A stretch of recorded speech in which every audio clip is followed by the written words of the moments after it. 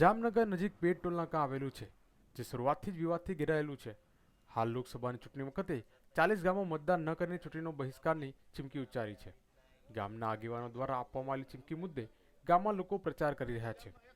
મતદાન ન કરવા માટે ઘરે ઘરે લોકસંપર્ક કરવામાં આવે છે અને તમામને અપીલ કરવામાં આવેલી છે. ટોલનાકાના મુદ્દે કોઈ પગલાં ન લેવાય ત્યાં સુધી ચૂંટણીનો બહિષ્કાર કરીને લડત ચાલુ રાખશે. સાથે ગામ લોકોએ ચીમકી પણ ઉચ્ચારી છે.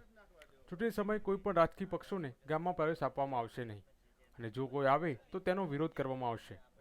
ગુજરાત રાજ્યમાં આ પ્રથમ વખત બન્યું છે કે લોકસભાની ચૂંટણીનો એકી સાથે 40 ગામોએ બહિષ્કાર કર્યો છે અને આ ચૂંટણી બહિષ્કારમાં તમામ 40 ગામો સ્વૈચ્છિક રીતે જોડાયા હોય.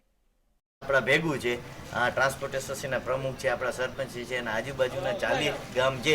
અહીંયા આપણે આ રીતના એક ગામે ગામે જઈ અને આપણે લોકસભાની ચૂંટણીનો બહિષ્કાર કરવાનો. એમાં તમે સહમત છો ને? અમે તમારી એવી અપેક્ષા રાખી છે કે તમે અમારી હારે જોડાઓ. ટોલ નાકા બન્યું છે ત્યારથી વિવાદોથી ઘેરાયેલું છે. અગાઉ બન્યું ત્યારે ખાતરી આપી હતી કે આસપાસના વિસ્તારના લોકોને ફ્રી પ્રવેશ મળશે, પરંતુ બાદ ટોલનાકામાંથી પ્રવેશ ન મળતા તેનો વિરોધ કરવામાં આવ્યો અને બાદ વિધાનસભા ચૂંટણી વખતે પ્રવેશ ફી આપવામાં આવી હતી અને જે બાદ 2 માસ બાદ કરી દેવાતા સ્થાનિકમાં રોષની લાગણી ફેલાઈ છે અને ટોલનાકા મુદ્દે કાયમી ઉકેલની માંગ સાથે ચૂંટણી બહિષ્કાર કરવાનું નક્કી કર્યું છે. Bureau report, news online, Jamnagar.